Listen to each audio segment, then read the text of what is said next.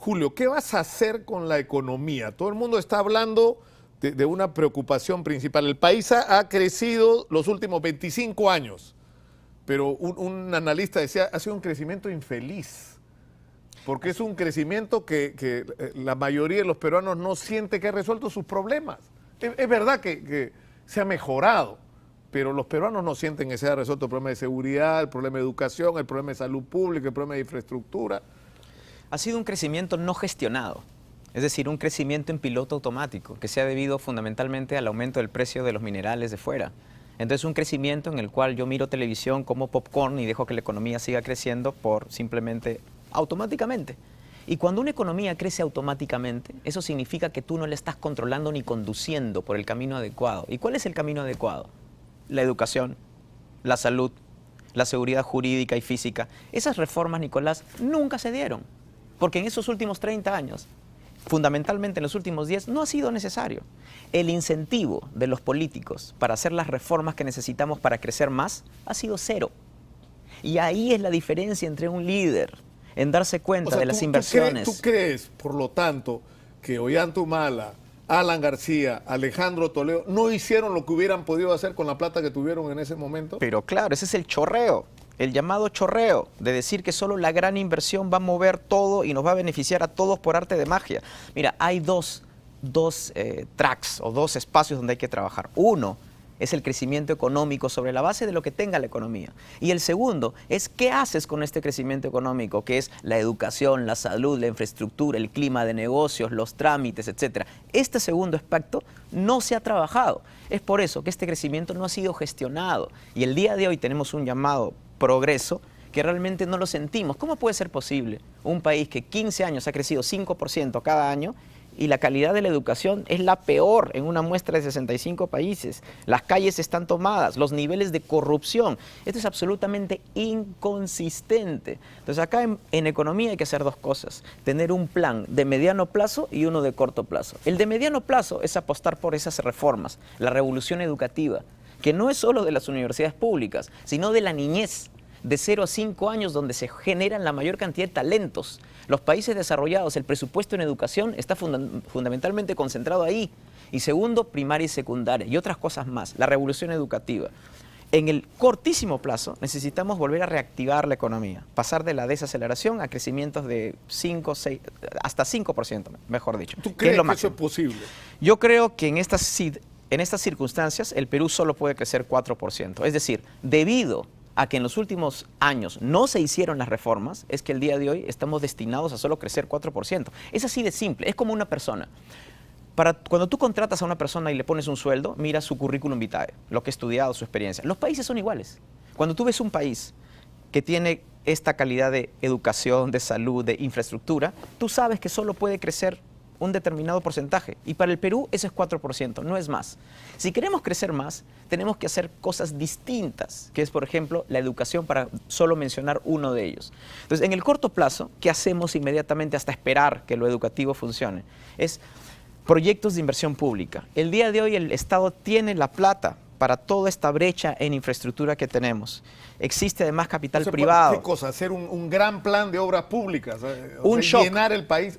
Un shock de infraestructura basado en dos elementos. Simplificar los trámites y las licencias y las autorizaciones que están parando las grandes obras de inversión pública. Y lo segundo es fortalecer los gobiernos regionales rápidamente. Muchos de los problemas de las obras de infraestructura están en los gobiernos locales, que no tienen la capacidad de gestión, ni siquiera de armar los términos de referencia, ni mucho menos los estudios técnicos para que esto salga. Entonces, ¿qué hay que hacer?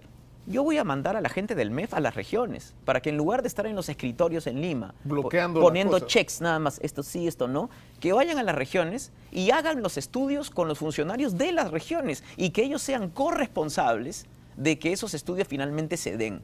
Entonces vamos a hacer, además de eso, seleccionar un grupo de proyectos de inversión pública, los más grandes, y vamos a hacer un estado de excepción para que puedan tener sistemas, o mejor dicho, trámites y procedimientos más cortos. Y el segundo elemento, Nicolás, es la confianza. La economía no solo se mueve por inyección monetaria, sino por emociones. Y las emociones tienen que ver con las señales que tú das al inversionista privado. Si tú eres un presidente, que tienes claro el norte, que sabes de acá 20 años a dónde quieres ir, que tienes claras tus reformas, que le das al empresario la sensación que no tienes ningún resentimiento con ellos y que no los odias simplemente por cualquier razón, sino que crees que todos tenemos derecho a progresar, desde el pequeñito hasta el más grande, entonces eso genera expectativa y genera confianza. Alfredo Barnechea, que es un competidor tuyo, ha introducido un tema interesante en esta discusión con respecto a cuál ha sido el papel del Estado con respecto a, por ejemplo, lo que han sido los conflictos sociales y cómo la población percibe a los funcionarios del Estado. Hay un conflicto en Cajamarca o en Islay alrededor de una disputa sobre si debería hacerse o no un proyecto minero, y la percepción de la población es que el Estado defiende incondicionalmente al inversionista sin importarle lo que piensa de la gente. ¿Cómo se va a manejar ese tipo de situaciones en un gobierno tuyo en el caso de que tú ganes las elecciones? El día de hoy el gobierno no tiene una política preventiva de gestión de los conflictos. El día de hoy el Estado es un bombero que le avisan días o semanas antes y va a resolver el problema. Lo que necesitamos es política preventiva. ¿Y eso qué significa? Crear institucionalidad, un arreglo institucional que te gestione los conflictos años antes de que aparezcan. Tú me dices, ¿y cómo es eso? Sí se puede hacer. Nosotros sabemos todos los proyectos de exploración minera que existen en el Perú, que se van a dar de acá a 2, 3, 4 años si es que resultan rentables. Entonces comencemos a trabajar desde ahora. Identifiquemos quiénes son los actores, dónde están los intereses, qué les podría frustrar. El día de hoy existe una norma que crea la Oficina Nacional de Diálogo y Sostenibilidad, que solo está en la norma pero no se ha implementado. Esta oficina debería de tener operadores políticos, investigación e inteligencia, mesas de desarrollo, con los cuales tú te adelantas a los hechos. Esa es la forma de gestionar conflictos sociales. Pero ¿cómo le vas a garantizar a la gente que las cosas cambien realmente? Porque una de las razones de los conflictos es la percepción de la gente que viene, por ejemplo, una compañía minera, ¿no es cierto?, extraordinaria riqueza, pero la gente que vive ahí, o sea, son los peores índices de desnutrición infantil, pobreza, bajísimo nivel de la educación, pésima infraestructura. Es decir, la gente no tiene nada. ¿Cuál es el beneficio que yo tengo? Es lo que te dice la gente. Mira, y eso te crea un clima que lamentablemente se ha extendido y se ha convertido ya en un problema nacional. Mi entendimiento de las cosas, yo he estado en la PCM y hemos recibido a muchísima gente que tenía muchas frustraciones con esto. Yo te digo, siempre van a haber empresas buenas y malas, aquellas responsables y las que no lo son tanto. Siempre van a haber grupos violentistas y también grupos que reclaman por derechos que son reales. ¿Quién hace la diferencia entonces? El Estado. El problema de los conflictos es que es la ausencia absoluta del Estado. El Estado no está. Entonces lo que ocurre en ausencia del Estado es cualquier cosa. A veces, de suerte y de casualidad, se llegan a acuerdos en ausencia del Estado y a veces en conflictos también en ausencia del Estado. Ahora tenemos que tener presencia. Este arreglo institucional del que yo hablo es eso, es tener presencia, es adelantarte a los hechos. Y también quiero mencionar algo. De todos los proyectos mineros medianos y grandes, solo el 6% tienen conflictos sociales. Es decir, ahí está la esperanza. La minería ha estado en el Perú, está en el Perú y puede estar en el Perú si es que simplemente manejamos los conflictos de una forma más responsable. Quiero además mencionar otra cosa, que esta Oficina Nacional de Diálogo ha sido nombrada por el Banco Interamericano de Desarrollo como una buena práctica para implementarla en otros países, a pesar que acá todavía no se implementa. Julio, tenemos que terminar y yo quiero acabar con una pregunta que a mí me parece trascendente y que tiene que ver con algo que yo estuve en el Seminario Internacional Anticorrupción que organizó la Contraloría. Y trataba de resumir lo que está pasando. Vivimos una primavera anticorrupción en el 2014 y un invierno de la impunidad en el 2015 porque todos los procesos se bloquearon. Y una de las razones por las que los procesos anticorrupción se bloquearon es porque no solo hay que castigar funcionarios corruptos, hay que castigar empresarios que participaron en la cadena de corrupción y que aceitan el sistema de corrupción y que son parte del sistema de corrupción. ¿Tú te vas a enfrentar a los empresarios que pagan comisiones ilegales en el Perú y que han hecho esto un sistema o no? Por supuesto que sí. Y cuando nosotros hablamos de corrupción, hablamos de todo, porque a veces el peruano cree que corrupción solo es en el sector público, es en el sector privado también.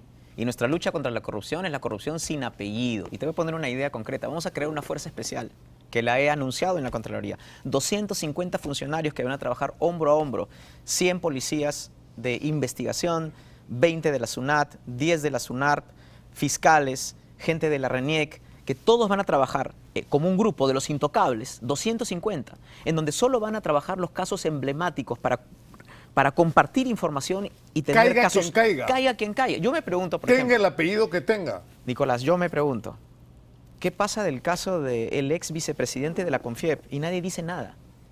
Esa persona debería estar ahorita en la cárcel, ¿no es cierto? Y nadie habla de eso. Y nadie dice nada. Esas son las cosas que ocurren en el Es Perú. un reto para los periodistas. El próximo domingo vamos a hablar de eso. Tenemos que terminar. Julio Guzmán, muchas gracias por estar con nosotros. Gracias a ti. Yo solo quiero decir algo, Julio. Me vas a dejar a mí hablar ahora porque has hablado bastante. Yo no sé si tú vas a llegar a la presidencia de la República, pero yo creo que tú expresas algo sano y bueno en el país, que son estos chicos morados. Que los jóvenes en el Perú empiecen a interesarse de la política. Solo con eso ya te deberías sentir satisfecho. Muchas gracias por estar con nosotros. Gracias, Nicolás. Hacer un gran plan de obras públicas, Un shock. llenar el país. Un shock de infraestructura basado en dos elementos. Simplificar los trámites y las licencias y las autorizaciones que están parando las grandes obras de inversión pública. Y lo segundo es fortalecer los gobiernos regionales rápidamente. Muchos de los problemas de las obras de infraestructura están en los gobiernos locales que no tienen la capacidad de gestión, ni siquiera de armar los términos de referencia, ni mucho menos los estudios técnicos para que esto salga. Entonces, ¿qué hay que hacer? Yo voy a mandar a la gente del MEF a las regiones, para que en lugar de estar en los escritorios en Lima, bloqueando poniendo las cosas, checks nada más, esto sí, esto no, que vayan a las regiones y hagan los estudios con los funcionarios de las regiones y que ellos sean corresponsables de que esos estudios finalmente se den. Entonces vamos a hacer, además de eso, seleccionar un grupo de proyectos de inversión pública, los más grandes, y vamos a hacer un estado de excepción para que puedan tener sistemas, o mejor dicho, trámites y procedimientos más cortos. Y el segundo elemento, Nicolás, es la confianza. La economía no solo se mueve por inyección monetaria, sino por emociones. Y las emociones tienen que ver con las señales que tú das al inversionista privado. Si tú eres un presidente, que tienes claro el norte, que sabes de acá 20 años a dónde quieres ir, que tienes claras tus reformas, que le das al empresario la sensación que no tienes ningún resentimiento con ellos y que no los odias simplemente por cualquier razón, sino que crees que todos tenemos derecho a progresar desde el pequeñito hasta el más grande, entonces eso genera expectativa y genera confianza. Alfredo Barnechea, que es un competidor tuyo, ha introducido un tema interesante en esta discusión con respecto a cuál ha sido el papel del Estado, con respecto a, por ejemplo, lo que han sido los conflictos sociales y cómo la población percibe a los funcionarios del Estado. Hay un conflicto en Cajamarca o en Islay alrededor de una disputa sobre si debería hacerse o no un proyecto minero, y la percepción de la población es que el Estado defiende incondicionalmente al inversionista sin importarle lo que piensa de la gente. ¿Cómo se va a manejar ese tipo de situaciones en un gobierno tuyo en el caso de que tú ganes las elecciones? El día de hoy el gobierno no tiene una política preventiva de gestión de los conflictos. El día de hoy el Estado es un bombero que le avisan días o semanas antes y va a resolver el problema. Lo que necesitamos es política preventiva. ¿Y eso qué significa? Crear institucionalidad, un arreglo institucional que te gestione los conflictos años antes de que aparezcan. Tú me dices, ¿y cómo es eso? Sí se puede hacer. Nosotros sabemos todos los proyectos de exploración minera que existen en el Perú, que se van a dar de acá a 2, 3, 4 años si es que resultan rentables. Entonces comencemos a trabajar desde ahora, identifiquemos quiénes son los actores, dónde están los intereses, qué les podría frustrar. El día de hoy existe una norma que crea la Oficina Nacional de Diálogo y Sostenibilidad, que solo está en la norma pero no se ha implementado. Esta oficina debería de tener operadores políticos, investigación e inteligencia, mesas de desarrollo, con los cuales tú te adelantas a los hechos. Esa es la forma de gestionar conflictos sociales. Pero ¿cómo le vas a garantizar a la gente que las cosas cambien realmente? Porque una de las razones de los conflictos es la percepción de la gente que viene, por ejemplo, una compañía minera, ¿no es cierto?, extraordinaria riqueza, pero la gente que vive ahí, o sea, son los peores índices de desnutrición infantil, pobreza, bajísimo nivel de la educación, pésima infraestructura. Es decir, la gente no tiene nada. ¿Cuál es el beneficio que yo tengo? Es lo que te dice la gente. Mira, Y eso te crea un clima que lamentablemente se ha extendido y se ha convertido ya en... Julio, ¿qué vas a hacer con la economía? Todo el mundo está hablando de una preocupación principal. El país ha crecido los últimos 25 años, pero un analista decía, ha sido un crecimiento infeliz. porque es un crecimiento que la mayoría de los peruanos no siente que ha resuelto sus problemas.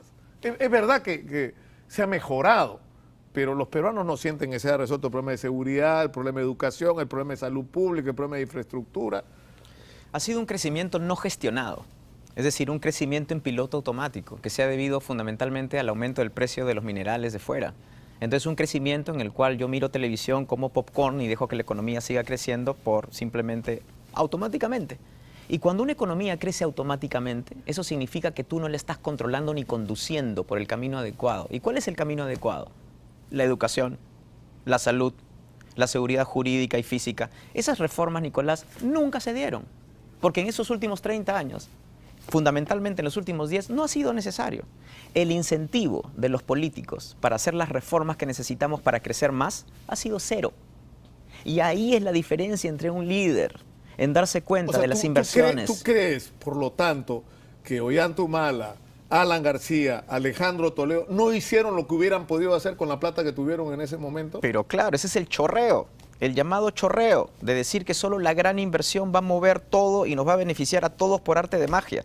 Mira, hay dos tracks o dos espacios donde hay que trabajar. Uno es el crecimiento económico sobre la base de lo que tenga la economía. Y el segundo es qué haces con este crecimiento económico, que es la educación, la salud, la infraestructura, el clima de negocios, los trámites, etc. Este segundo aspecto no se ha trabajado. Es por eso que este crecimiento no ha sido gestionado. Y el día de hoy tenemos un llamado progreso que realmente no lo sentimos. ¿Cómo puede ser posible un país que 15 años ha crecido 5% cada año y la calidad de la educación es la peor en una muestra de 65 países? Las calles están tomadas, los niveles de corrupción. Esto es absolutamente inconsistente. Entonces acá en economía hay que hacer dos cosas. Tener un plan de mediano plazo y uno de corto plazo. El de mediano plazo es apostar por esas reformas, la revolución educativa, que no es solo de las universidades públicas, sino de la niñez, de 0 a 5 años, donde se generan la mayor cantidad de talentos. Los países desarrollados, el presupuesto en educación está fundamentalmente concentrado ahí. Y segundo, primaria y secundaria, y otras cosas más, la revolución educativa. En el cortísimo plazo necesitamos volver a reactivar la economía, pasar de la desaceleración a crecimientos de 5, 6, hasta 5%, mejor dicho. ¿Tú crees que eso es posible? Yo creo que en estas circunstancias el Perú solo puede crecer 4%. Es decir, debido a que en los últimos años no se hicieron las reformas, es que el día de hoy estamos destinados a solo crecer 4%. Es así de simple, es como una persona. Cuando tú contratas a una persona y le pones un sueldo, mira su currículum vitae, lo que ha estudiado, su experiencia. Los países son iguales. Cuando tú ves un país que tiene esta calidad de educación, de salud, de infraestructura, tú sabes que solo puede crecer un determinado porcentaje. Y para el Perú ese es 4%, no es más. Si queremos crecer más, tenemos que hacer cosas distintas, que es, por ejemplo, la educación, para solo mencionar uno de ellos. Entonces, en el corto plazo, ¿qué hacemos inmediatamente hasta esperar que lo educativo funcione? Es proyectos de inversión pública. El día de hoy el Estado tiene la plata para toda esta brecha en infraestructura que tenemos. Existe además capital privado. ¿Qué cosa? ¿Es un problema nacional? Mi entendimiento de las cosas. Yo he estado en la PCM y hemos recibido a muchísima gente que tenía muchas frustraciones con esto. Yo te digo, siempre van a haber empresas buenas y malas, aquellas responsables y las que no lo son tanto. Siempre van a haber grupos violentistas y también grupos que reclaman por derechos que son reales. ¿Quién hace la diferencia entonces? El Estado. El problema de los conflictos es que es la ausencia absoluta del Estado. El Estado no está. Entonces lo que ocurre en ausencia del Estado es cualquier cosa. A veces, de suerte y de casualidad, se llegan a acuerdos en ausencia del Estado y a veces en conflictos también en ausencia del Estado. Ahora tenemos que tener presencia. Este arreglo institucional del que yo hablo es eso, es tener presencia, es adelantarte a los hechos. Y también quiero mencionar algo. De todos los proyectos mineros medianos y grandes, solo el 6% tienen conflictos sociales. Es decir, ahí está la esperanza. La minería ha estado en el Perú, está en el Perú y puede estar en el Perú si es que simplemente manejamos los conflictos de una forma más responsable. Quiero además mencionar otra cosa, que esta Oficina Nacional de Diálogo ha sido nombrada por el Banco Interamericano de Desarrollo como una buena práctica para implementarla en otros países, a pesar que acá todavía no se implementa. Julio, tenemos que terminar y yo quiero acabar con una pregunta que a mí me parece trascendente y que tiene que ver con algo que yo estuve en el Seminario Internacional Anticorrupción que organizó la Contraloría. y tratar de resumir lo que está pasando. Vivimos una primavera anticorrupción en el 2014 y un invierno de la impunidad en el 2015 porque todos los procesos se bloquearon. Y una de las razones por las que los procesos anticorrupción se bloquearon es porque no solo hay que castigar funcionarios corruptos, hay que castigar empresarios que participan